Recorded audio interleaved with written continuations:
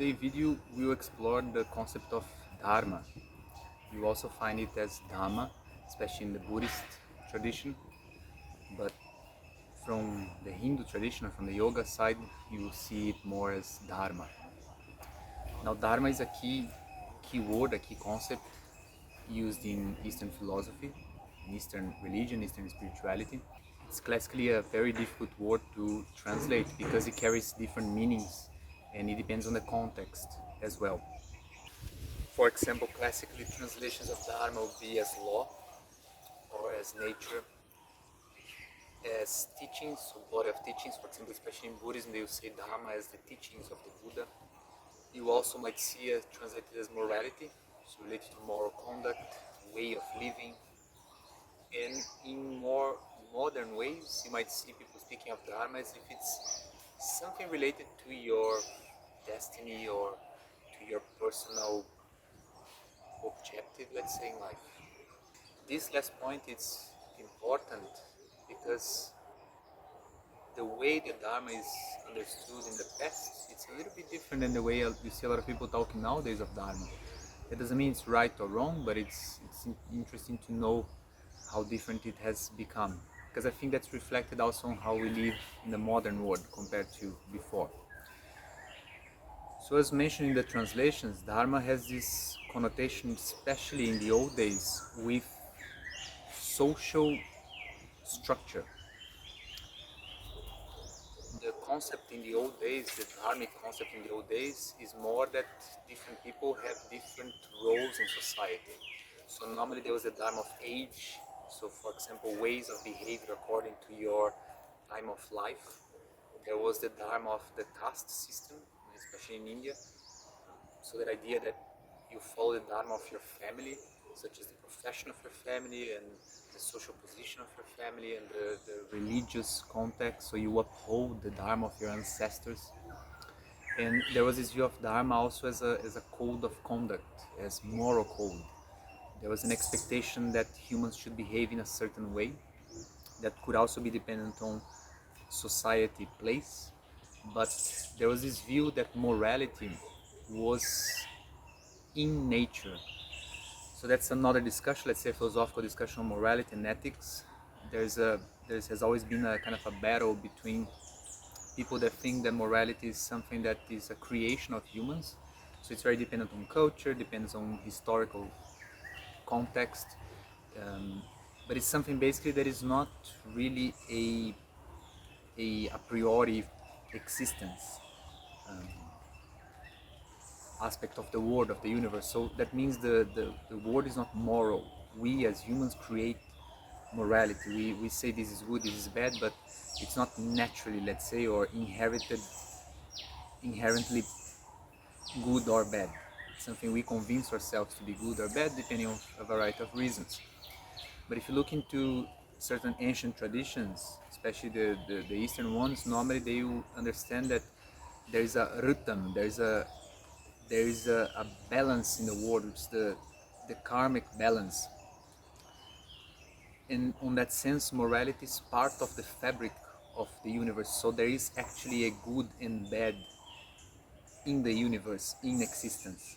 And according to how you align yourself to this rhythm of good and bad, then you get the consequences of it, which will be related to the law of karma. But in any case, majority of the views was, at least the orthodox, the traditional view, would be that morality or dharma in that sense is something that exists and you have to align yourself to it. And once more, normally that was related to the idea of, let's say, being a good person, of ethics, of behavior towards other people, towards other beings, towards God or gods, towards your family, ancestors, and so on. When you place the dharma in the modern time, there has been a kind of a shift, which is a modern shift anyway, in many aspects of our living, that became a more personal thing.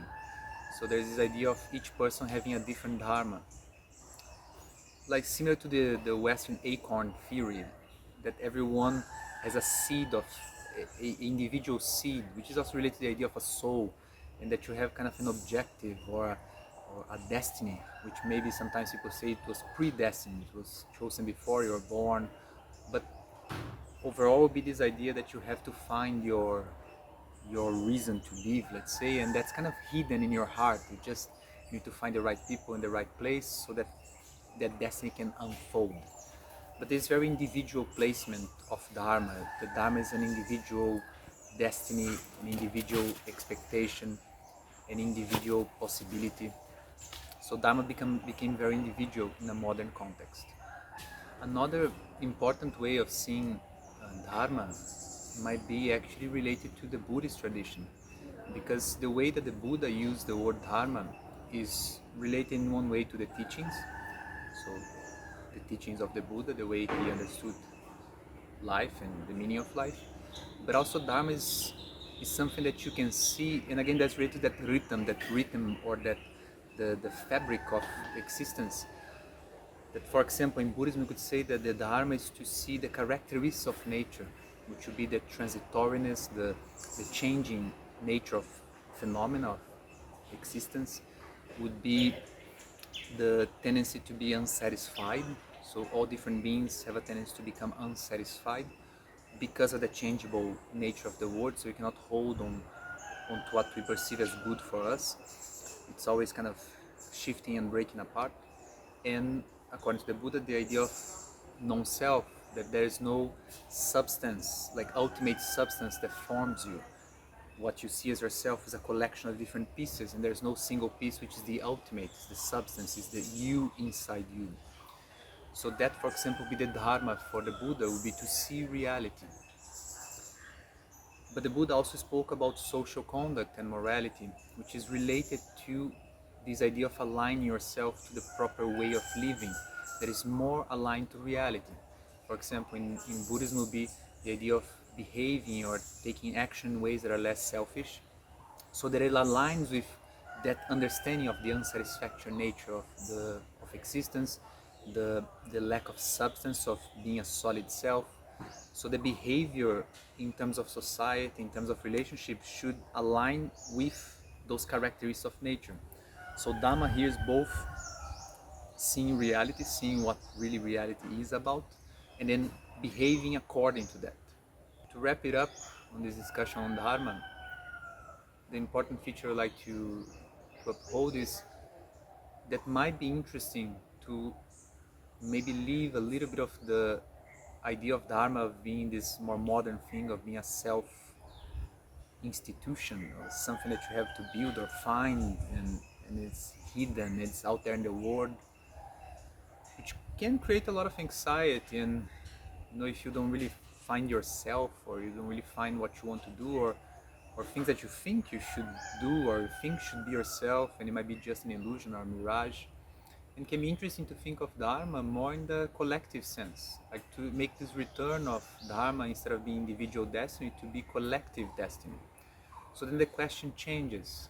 So in terms of having a dharmic life or following the Dharma, would be, instead of me trying to find my destiny or the way that I should exist or things that I should do, is more, how can I act in a way that is good for the collective, is good for the, the group or the culture or the village or the place or even my family, my ancestors, but this outlook that is more outwards and less inwards, as if the meaning of existence is not actually hidden in my heart or in my soul or in the emptiness, but the meaning of existence should be expressed in the outside, so it will also be found on the outside.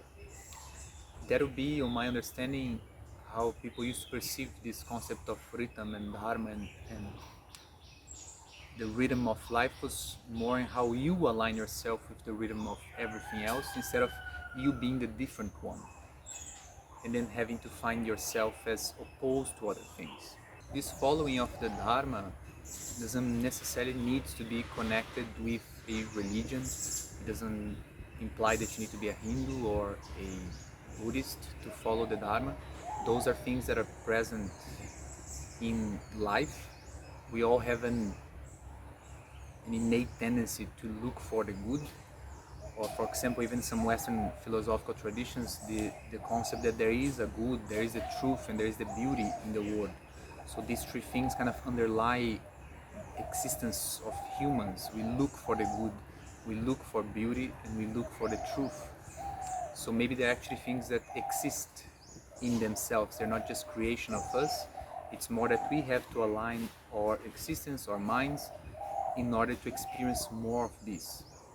And that doesn't request you to become religious. You could do that even in a non-religious way, but I think it's interesting to follow the ancient process of self-reflection, of studying of philosophy, of meditation, of relationship to the body, so that you can embody those qualities of good, those qualities of truth, those qualities of beauty.